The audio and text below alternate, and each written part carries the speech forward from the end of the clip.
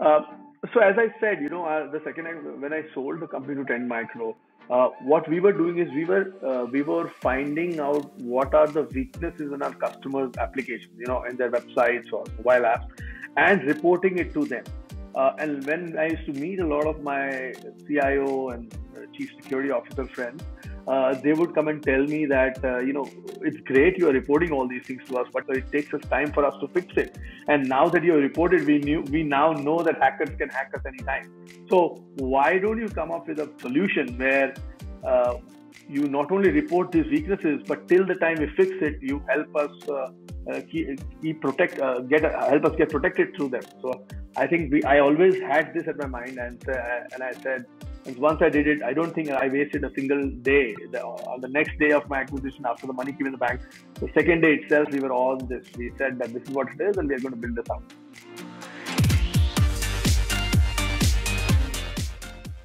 Dear listeners, this is your host Siddharth Aluwalia, founder of 100x Entrepreneur Podcast. Before we begin, I would like to thank our sponsors, Prime Venture Partners. Prime is the first institutional investor in category creating tech startups like MyGate, Neo, Dozy, Planet Spark. Prime is now investing out of its fourth fund, which is more than $100 million. And today we have with us Shripati Acharya, managing partner, Prime. Shripati, when entrepreneurs are looking for money in their company, how do they evaluate the quality of the money? While money itself is a commodity, the people behind it are not. Your investor is also your board member for the life of the company. So the key thing to figure out as a founder is, do you see your investor as a strategic partner with whom you can have critical conversations, founder issues, hiring and firing decisions, acquisitions, partnerships, exit of the company, and everything else?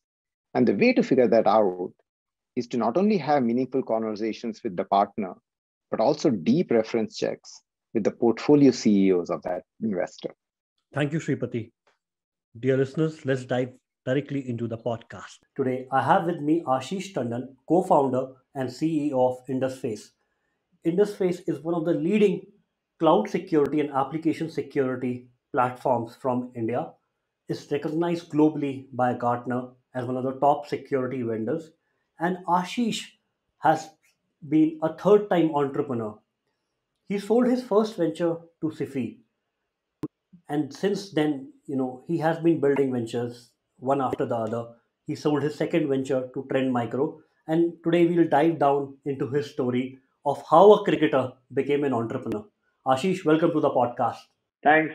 Thank you so much for having me. I'm really looking forward to our conversation today. Ashish, would love to know from you your background before you became an entrepreneur, before all of that, uh, about your parents, how you grew up, and your interest in cricket. Yeah, so it's been a long journey, but yeah, I'm as you rightly mentioned, I'm a first generation entrepreneur. So clearly, my parents weren't entrepreneurs or did not have any entrepreneurial background. So I grew up in Baroda. I did my schooling, engineering from Baroda. Being a Punjabi, I was a fast bowler and I was reasonably quick and very keen cricketer. So I played under 19. I played for the Red Zone. Some of the budding Indian Test players now like Amol Mazumdar and Rishikesh Kanetkar, etc. I played with them. And then I was fortunate enough to get picked up for my Baroda Ranji Trophy team as well. And I always wanted to be a cricketer, play for the country. But having said that, cricket did not have IPL or did not have that. And you mentioned that you also played with Tendulkar and you bowled out calmly. Yes, and cricket did not have that much money as well, right? So I was, my parents always mentioned that, cricket is not, if you don't do well in cricket, you have to have backup. So as I said, I was quite good in studies as well. So did my engineering. It was tough to do both, but cricket obviously was the passion. And then when I started playing Ranji Trophy, my first ball in my Ranji Trophy career was to the living legend Sachin Tendulkar. So that's how I started off. They were in the same zone as we were, and so I started off with them with that match. And I have had a reasonably good career. I think I played only about 13 matches, But every third match, I've taken a 5 wicket haul, so which is like a century, right? In a fast as a bowler, every 5 wicket haul is like a century. So I remember is that my data is there on cricket. So every third match, I took a 5 wicket haul. But I was a flat feet, and that led to me, leading to stress fractures. Amongst all this, by the way, I also got Vinod Kamli out for a duck at Wankhede in one of our Ranji Trophy matches. Again, a very high point for me. But as I said, being a fast bowler, I had stress fractures in my leg, and that 3 years in a row. So that made me decide that whether I can continue like this or should I take an alternative career path. I had finished my engineering, and like others, I could have easily gone to the US, did my management or something like that, and started working there. But somehow, I always had an entrepreneurial instincts in me, and I said I need to do something which can satisfy me. So I got married, and my wife understood my passion. She understood. I mean, I know that she married me for cricket, which that I would be a national player, but that didn't happen. But then we had to kind of make do with my entrepreneurial instincts, and said, I'll support you. Let's figure out a way. What do you want to do, and how do you want to do it? But that was my growing up. So at what age you started your first venture and in which year? We so my our first venture was right out of college, right? So I think I was about 25, 26 years old, and that point of time, the internet service provider licenses had opened up in India. Meaning earlier it was all controlled by government, so VSNL was the only one. They opened it up, and Satyam Info, which is now called SIFY, they were the ones who had got a license for entire country, and they wanted a joint venture partner in India, in Baroda. And we out of school, my wife and I thought that this is something which is exciting. It's technology, new, cutting edge. We should do something about it. Let's get. So we also applied for to become a partner with them. Sent them all the data. Uh, but at the same time, we knew that we are just right out of school, just capital, and will not work here. We will need to show them something, as to why they should trust us. So both of us, we worked very hard. We figured out, we worked with about 1,000 plus industries in India, in Baroda, got them to fill a questionnaire and say, if you are given a good ISP service, would you subscribe? And if yes, how many people would subscribe to this and stuff like that. So got some data, followed up with them, and got the data back saying that okay, if given this service, we'll do that. And that led to, so when we went and met them to ask them or inquire about what happened to our application, they said, "You guys are out of school. We need experienced people. Why should we even back you, right?" And then I showed them these 1,000 faxes which we had got from various industrial customers, and told them I can get you 20,000 subscribers on the day of launch, right? And that took them by surprise, and very pleasant surprise. And I think rest was history. I think then we went ahead, worked together. We were the number one ISP in the next 2 years, built it out. So I think that was the first venture. Got it. And how did the exit happen in that venture? So what had happened was that Satyam decided that they wanted to, all the joint venture partners, they wanted to kind of own the entire asset, own the entire business back, because they wanted to control everything and stuff like that. And they gave us a good option in terms of an exit, and so we sold the entire thing back to them, and that's how our first so-called exit happened in our career, and that was reasonably early. We were 28, 29 years old. And was it financially retirable that you didn't had to work for the rest of your life with that money? No, it wasn't the case. It was a good exit. You had nothing, and from that we were. I would say we had now got reasonably comfortable in terms of, now we have this money, we can start another venture or do something more. So I don't think it was retirable about. And what led to the germination of the second venture? Yeah, yeah. So because we were in the ISP space in 99, 2000 dot-com boom, and then the bust, etc. Uh, what I realized was that the convenience of doing online stuff, or doing stuff, convenience of whether banking online or doing transactions online is going to be the future. And that is where the world will definitely move toward, because the convenience is so much that it trumps the, and plus there's a cost advantage as well. uh, and being in the ISP space, realizing the power of internet, etc. I thought if everybody is going to move there, somebody needs to take care of the security as well, right? Or if everybody is going to build houses or online houses, how are we going to make sure the houses are secure? So I think that led to me thinking about security, and at that point of time, India was just opening up in the technology space, right?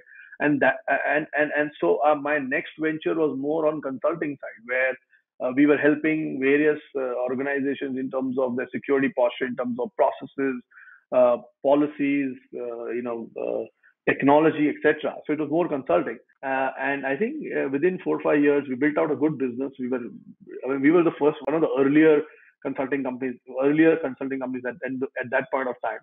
But for me, consulting wasn't cutting it. I was very keen that we need to build something which is world class, and it has to be a software. It needs to be in the space of security, and it is to help solve a customer's challenge. And that, I think, within our consulting business, I kind of carved out a new division, and worked on a product, or launched our first so-called SaaS security product, which was helping our customers in terms of protecting or identifying malwares and application weaknesses. And it was a continuous process, and providing remediation guidelines, and I think guidance on our portal. That's what the product we developed. We started off, and I piggybacked on some of our consulting customers. We had some, and there were some of the large ones. So kind of worked with them, shared our product. I think the first 6 7 months, I remember my first large customer was ICICI Bank in that point of time, and they were always very helpful, trying to encourage new startups. And I remember the chief security officer, I spoke to him and told him, this is what I have. And he said, these are our requirements, and if you can fulfill them, we will give it a try. I don't make any promises, but you have to prove that it's working. So I said whatever. So I worked with them, defined the product, worked with them, made it happen. And I think after about 4 or 5 months of using our product and getting satisfied that this is a company which is listens and will do whatever it takes, they became my first customer. And I think that from there on, it just took off. And ultimately, in 2012 September, we got an offer from one of the large enterprise security product software companies, TrendMicro, and they showed interest in acquiring us, and that led to our second exit, and I sold it to them, and that was reasonably rewarding as well. So, Ashish, can you share the ballpark figure of the exit to Trend Micro? I don't think I would be comfortable in sharing the exit, but it was a multi-million dollar deal. I mean, if that helps, it was a reasonably rewarding, as I said, and so it was a reasonably large exit. I think more than the exit, the two things which really stood out for us was one, security software is generally considered to be good from countries like US or maybe Israel, and it was really a high point for us, saying that here is a security company which is built, where the product is built in India, conceptualized in India, selling to the world, and the largest enterprise security company buys it from you, right? So I think that was a very big high for us, apart from the capital which we gained. And second is that it also, as founders, gave us a leg up, saying that we can build world class products out of India, and I think before I did that, not many people in the system would have given me uh, that much credit that we can build a security software, and that too SaaS based software out of India. So that's 2012. Right now, SaaS is a big boom, but we did this in 2012. So I think those were very high points for us. And how old were you when this the second acquisition happened? 2012, I was 41 years old. Like 13 years it took you to build it such a scale. Yeah, I think because as I said, after my first exit, we started a company where we did consulting. For 5, 6 years, we did consulting, and then we pivoted toward the product. So I think the product journey was about 5, 6 years, or maybe 7. And you always bootstrapped your journey. Was there a specific reason for bootstrapping, or is it that you were never comfortable with VCs? I don't think I had an option, and I want to be honest here. In my ISP business, I think we were bootstrapped, and the business itself was paying, so we didn't need money. In the consulting business, again, we were generating, we were 35, 40% gross, making money, so we were fine there. On the product side of things, when I started raising money, there were so many questions. Whether you scale it? Will you, we are building out of India? Do you know how to get quality? You don't know how we can do it. We don't, we can do this and then we will invest.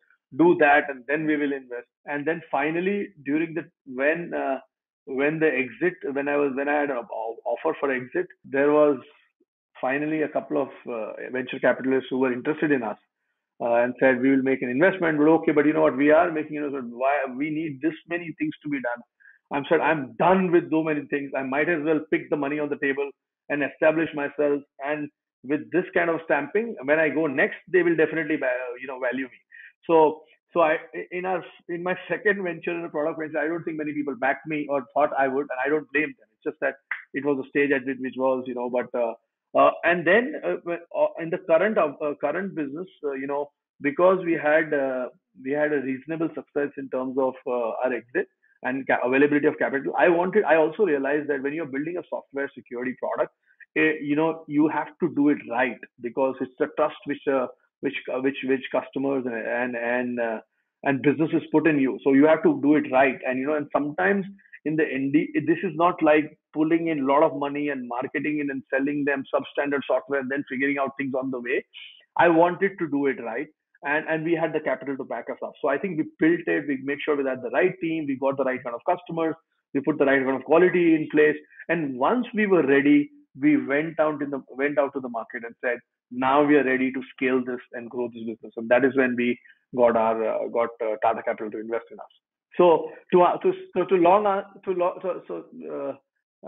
cut the long story short, uh, first two instances bootstrap was by design and not by choice. Not many people backed me in this version of our, or in this in this company. It was by choice that we wanted to make sure we build it right and then get the right investor when we are ready to kind of scale up. And can you describe the journey after the second acquisition and what led you to starting Indusface? Uh, so as I said, the second when I sold the company to TrendMicro, what we were doing is we were finding out what are the weaknesses in our customers' applications, in their websites or mobile apps, and reporting it to them. And when I used to meet a lot of my CIO and chief security officer friends, they would come and tell me that it's great you are reporting all these things to us, but it takes us time for us to fix it. And now that you have reported, we now know that hackers can hack us anytime.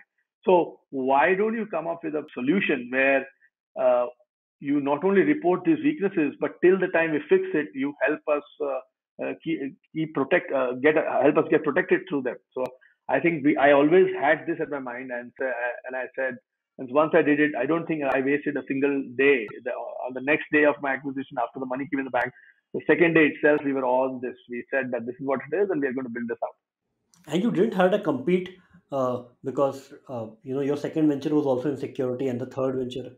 No, I think the non-compete was on that the detection piece, which was the detection piece I could not build of my own because that is what I told him. So what I did was I actually partnered with them and said, why don't I'll use the same detection piece, and I'll build the protection piece out, right? Because customer detection piece continued to be that, and I put the protection piece out. And I think now with over period of time, that non-compete got over, and now the detection piece also we built it out again. So now we have the entire suite back. And can you describe the problem you solve at Indusface in layman's language? And who are your customers and why do they use you? Sure. I think so. Predominantly, anybody who has a digital business, and when I say digital means anybody uses a website, a mobile app, or an API to interact with their subscribers or their partners or their employees, because these applications are available online on the internet, apart from this ecosystem, the hackers also have an access to it because it's open to the internet, right? So the simple problem statement is when your application is exposed on the internet, the you want to make sure that you whatever information, whatever software which is out there, you are completely up to date in terms of there are no loopholes or security patches within that or security loopholes which a hacker can exploit. You need to continuously keep finding them because nowadays applications change very, very quickly, right? For whatever reason. So, and when you change them, you inherently add more vulnerabilities or weaknesses in the application which a hacker can exploit. So, one problem statement is we want to continuously make sure that find out what is happening.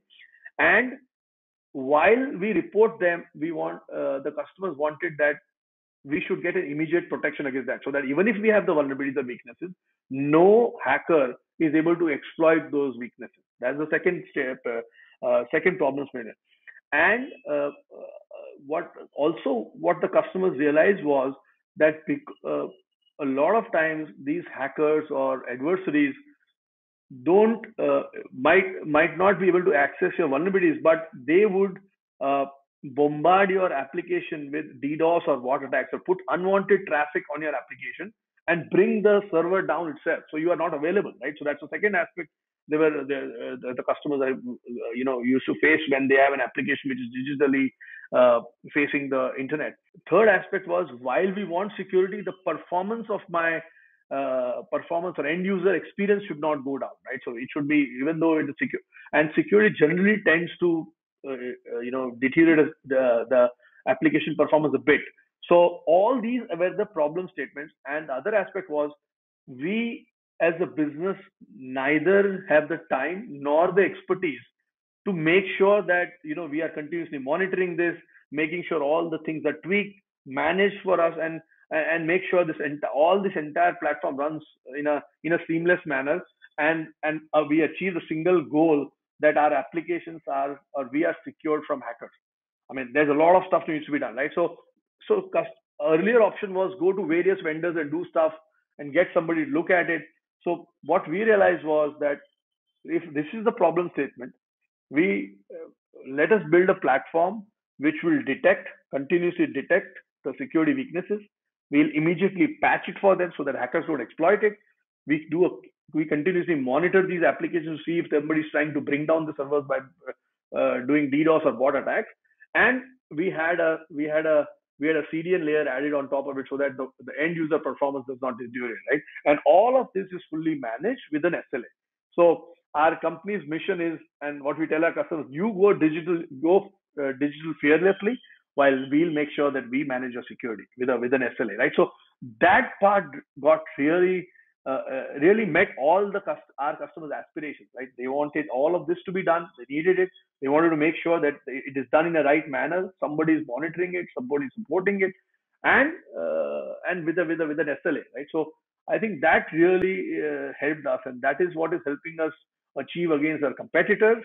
And mind you, this is what we are doing is not something very very new. It's like at least the web application firewall is around for almost a decade.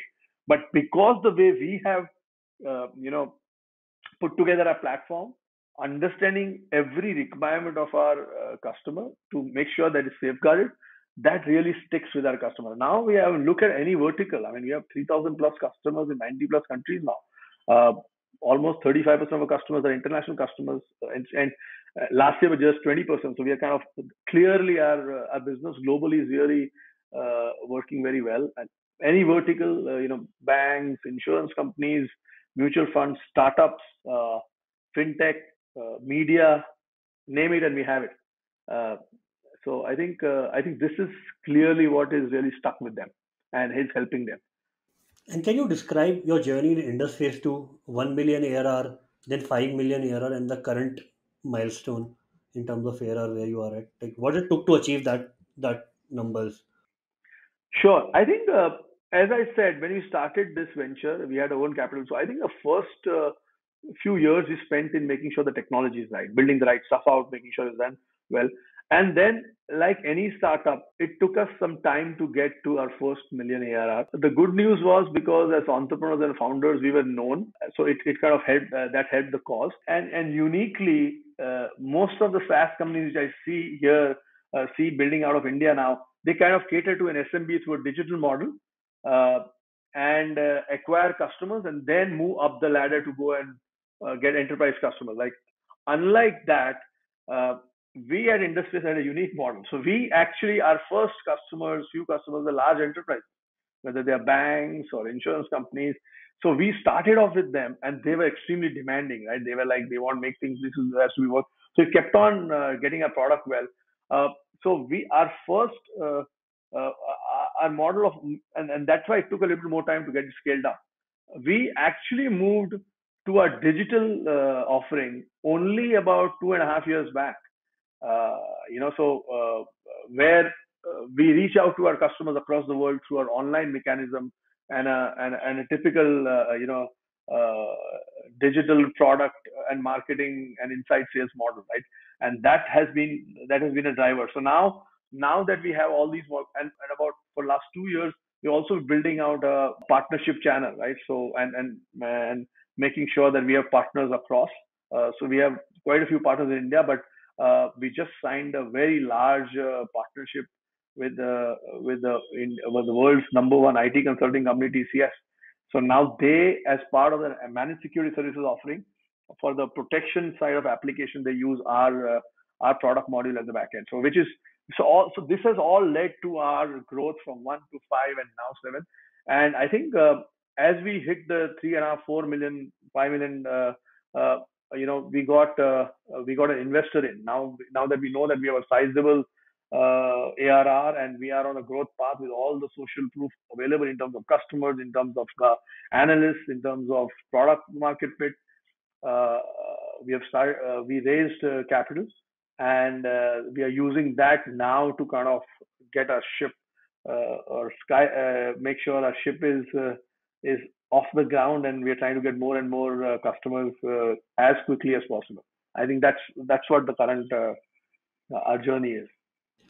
And if you remember, right, in which year you would have hit the first 1 million ARR and then 5? First 2.5 years were more about building the product out. I think it took us almost about a couple of years to get to the $1 million, and then I think the now then the acceleration was much faster, and it has become even faster after the investment. So I estimate like around 2017 or 18, you would have hit the first 1 mil ARR. Yes, 2020, you would have 2021, you would have 5, and now it's the journey to. correct, absolutely, yeah, yeah. That's the trajectory. It's an interesting question. I never thought about it. We have never kind of taken a step back and documented that. But yeah, you're right. And right now, what are the levers, partnerships, and other things that you are leveraging to make sure that you grow at 50% year on year from here to, let's say, become a 30 million ARR company? Actually, we are projecting doubling our revenue next year. So just to start with that, it's not 50%. We actually feel, and there are quite a few trigger points. I think the number one trigger point is we have the capital to infuse. So we just raised capital only some time back. So now we have the money to kind of make sure that we are able to reach out to as many customers as possible across the world. Uh, uh, uh, the second other important development has been, Gartner has been a very big influence in terms of, technology decision making, right? And Gartner has a program called Gartner Peer Insights, which is nothing else but it's a curated program where customers in our product category would go and independently provide an input in terms of Gartner, saying that what technology, what product they use, and they have several parameters they look at and rate the company on that perspective. Uh, and it is the customer's report, right? So and Gartner comes up with a quadrant within that, and the ones which are chosen or on the top right quadrant are considered to be customer's choice. So which essentially means you're the leaders in that segment. From what we hear is that as per the latest Gartner report, which is scheduled to come out anytime soon, Indusface is the customer's choice in almost all categories. uh, Gartner the report will come out to be, and we are competing with the likes of Akamai's and Cloudflares of the world in that category. So it's going to be very exciting, right? And it gives us a leg up across the world. And with Gartner, Gartner is a very well respected analyst, and with their report saying, and this and it's more, it's going to be more effective because this is what the customers are saying, right? This is a customer's view. Now, no, nobody else is better than a customer. Nobody can be better than a customer telling you what product they like.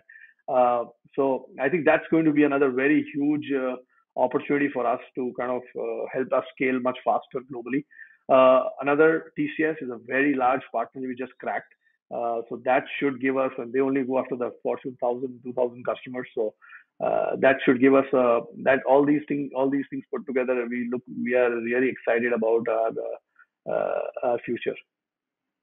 That's really awesome. So now you are able to do things which can scale you much faster, rather than closing each customer one by one. Exactly. And now we have the ingredients. Like we have the capital, we have got an analyst telling us that we are great. We have got customers, we have humongous amount of customers now. And fourth, we have a partnership to piggyback on to go after some of the larger brands and customers across the world. So and of course we continue to do a lot many more things. So this is something what is we are getting into the next year with this. So it's very exciting. Ashish, what have been the challenges in building Indusface, and how have they been different in from your previous ventures? But frankly, the challenges in on for this for at Induspace, of course, there have been challenges, but they have not been as lethal or as pronounced, which they were when we were in the starting up mode. Right? My first venture or second venture, when you're trying, where sustenance itself was a big question mark, right? Unlike that, this was a little bit, I would say, reasonably a better opportunity. But uh, I think, as I said, that we were getting into a space which was not new, where there were established players. Uh, there was there was always a lingering thought that would we be able to differentiate and get customers to buy us instead of them, was definitely one of the biggest challenges I think we were as a company, as founders, as a team, we were always grappling with. But we always knew that if we have the right kind of software and the service combination which addresses the customer's business challenge, we should definitely do well. So it took us some time, but I think our belief in what we were doing has now on the in the hindsight we can say has paid off, and we are doing a great job. And Gartner putting us in as a voice of customer in all their categories is definitely a great testimonial of what we had thought was a challenge and how we overcome it. And in your second journey, if you can just share the specific of like, how did the acquisition happen with TrendMicro? Is it that you approached TrendMicro, or is it TrendMicro found you through some iBanker? iBanker and all those things were very far off from us. Was nobody was ready to put money in me. So, I had friends, and I used to go to this show called RSA. It's an RSA, a very large security show which happens in California every year. And I used to generally go there more so to learn what are the new technologies coming in, what is the industry moving towards. And being there for several years, I had made some reasonably good friends there as well. And they were running various large security companies. And in one of those discussions, I was chatting with one of the TrendMicro executives in terms of telling him what I'm doing and what I'm planning to do and stuff like that. And he said, "Hey, we are really building out our application security stack, and this is something which might be of interest. Would you be open to kind of discussing that?" And I said, "Why not? Let's." I haven't thought about it, but if there is enough, and if there is something which we can worthwhile, which can help both of us, I would be happy to look at. So that's how the conversation progressed. We actually didn't even have a second suitor, or we didn't even make a second effective. I think it was everything worked out quite well, but we didn't have any investment banker. And in how many months from the first meeting did the acquisition close till the money hit your bank? Yeah, it took. a little bit longer, predominantly because one, for us, it was everything was very new. We had no idea about how an acquisition happens. So, and it was like unfurling a lot of the peels of orange. Peeling the oranges was the feeling we were getting. One, first they wanted to test our code as to how accurate our code is, stuff like that. They want to do our business diligence, technology diligence, uh, legal diligence, taxation. The diligence itself was overwhelming for us. We had never done all this, and a lot of things were not even aligned, right? Because we were not, we didn't know how it works out. So that's why it took a little bit longer, and especially, uh, we also learned a lot of things on the way.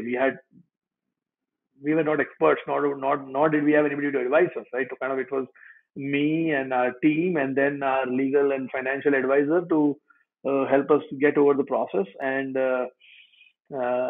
but at the same time, they were very nice people, right? So they worked out very well, and they understood where we are coming from. And I think one of the things which helped also was that they knew that they are dealing with a company which is honest, which doesn't have wheels in wheels, or they are not have any other stuff going on. So I think that really helped in some of the areas where we didn't have enough information, or it helped us push it just because they thought that these guys are honest and they know what they are doing, right? So, but it was, I think from a process perspective, I think that day we signed the NDA to the closing, I think it must be maybe 3 months or 3 to 4 months. I don't actually remember the exact time. Again, something which I've never thought about, but yeah, it was an overwhelming process for us, and personally myself. It drained me out. It did, because especially when you're not, now I'm kind of, now that I've done that, know things, it's now much more easier and know what they really look for. But it was quite a process. And uh, your wife has been your co-founder, your partner in all of your ventures, right? You both have been professionally co-founders for more than last 20 years. How difficult or easy it is to have your spouse as your co-founder? I think both of us had a rule which was very clear, and we follow that even today. None of us discuss business at home, especially with our kids around or whatever. It's hardly we would talk about business, and that's a rule because that gets sanity in our house. The number two rule is that I am the CEO of the company, so in office I am the boss and not she, and at home she's the boss and not me. I think these three simple formulas we continue to follow. Having said that, she's an extremely bright, it's an extremely bright individual. She has it's. I I hate it when people kind of tag her with saying that she's my wife and give her credit. I don't think so. I think she's exceptionally bright. She has done whatever functions she has been told to take up. She has done very well. For example, now she's our CPO, Chief People Officer, and a co-founder. She's doing phenomenally well. We just got Great Place to Work certified 2 times in a row. And from what I know is we have got exceptional scores. So let's see. We might be even one of the award contenders. We'll see what happens. But that's the role she plays, and clearly with the third party validation, like Great Place to Work talks highly of her capabilities, and it's not a mom and pop shop. It's absolutely professional in terms of our dealing with between ourselves and with our employees and our team. Ashish, you have a very unique journey. I have seen none, as unique as yours. You were a Ranji cricketer, aspiring to play for nationals, and you have come so far as an entrepreneur. If you reflect back on your journey, how does it feel like? A roller coaster. It has been a roller coaster, to say the least. It's been fun. I think I have no regrets in my life. I think I've enjoyed every aspect of my life. I think playing cricket, and aspiration and putting in that hard work to play for the country was as exciting and as fun. And I did it with all the diligence and sincerity. When I realized that I can't make it, I got into and on to, I started my started to explore my entrepreneurial aspirations. I've been happy. I've been lucky. God has been kind that every venture has not only taught me, it has given me. They have been reasonably successful as well in their own capacities. Uh, so I think it's been and there have been ups and downs, but I still look forward to getting up and coming to my office. There is not a single day when I don't look forward to going to office. And there could be days of stress, but I think I just love what I do, and I think as long as I'm enjoying it, uh, it I think we are doing well. I am doing well. I need to have that.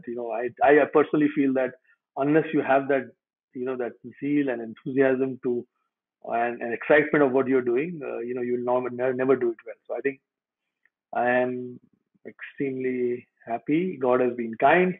The ride has been a kind of a roller coaster, but I have no complaints. I think I'm very lucky to be where I am. And I believe your drive would have played a very key role in your entrepreneurship journey, because initially the drive was to play for the country, and when because of health reasons it couldn't materialize, that all drive you channeled into entrepreneurship. Absolutely. I don't share this much often, but I- being a cricketer who was reasonably good, I wanted to play for the country, and that's like the thing for any cricketer he would aspire to. I have a similar aspiration that in whatever we do, for example, at Indusface, we want to build a world-class product which is recognized, respected, kicking ass. So I think in some way the Gartner validation is going to be a step towards that aspiration, and we have much more to do. And you know, and I think the other thing I would love to, what I always aspire to is help from whatever little experience I have, especially in the cybersecurity space and the technology space, help and guide and motivate some of the other entrepreneurs to have the aspiration, be at it, and we can do it. I mean, we are not just another services country. We can produce world class products. And you were initially not a technologist, so how did you kept on learning so much that ultimately you are building one of the top technology ventures from the country? It must have been a very very sharp learning curve for you. I'm an electrical engineer and did my management from IIM Ahmedabad, but I have never claimed and never will claim that I'm a technologist. I understand technology very well. I've never kind of really done anything on that front. But I think I had a very good I feel that I have a good understanding of the customer's problems or customer's problem statement in any business I went into, and try to work backward in terms of how do I, if that is the problem statement, how do we make sure that we accurately deliver and solve the customer challenge, and for that what all is required. So again, I've been very fortunate. I've had great co-founders, city of co-founders. I had one, the one when I had the TrendMicro, acquisition, uh, uh, and now we have Venki, who's my co-founder. He joined me as a CTO, and he brought in the technology prowess and having built so many software products based out of US coming in here. So uh, I've always relied on and had been very lucky to have great co-founders. Now that we are successful, we have a very big team, right? Our we have now we have capabilities in every area. So, but yes, I have always leaned on technology co-founders, and I have been very lucky to have some awesome ones to work with. And Ashish, if you have to reflect back, and what are the 3 to 5 lessons that entrepreneurs can learn from your journey? Okay, I think I have a lesson in every venture of mine. When I was playing cricket, I think one of the things we learned was that we learned the team. It's a team game, and second is never get overawed by your opponents, right? So, for example, we used to play. Baroda was a smaller team, and Mumbai was the de facto almost the entire Indian team, right? Uh, and we used to face them every year. And whenever we used to face them, it was this overpowering, right, team. But I think what I learned was that we beat them twice in my stint. When I was playing for Baroda, and it was all because of that we kind of made sure that we went through the process, did the right stuff, and got. So I think that made me realize that it is nothing can be overpowering if you have the will and the grit and the determination to do it. So I think that's the first learning I got, and I use that always in my every venture. I don't get overawed by competition or customers or even government officials, right? I mean, that's not something or anything which is overpowering.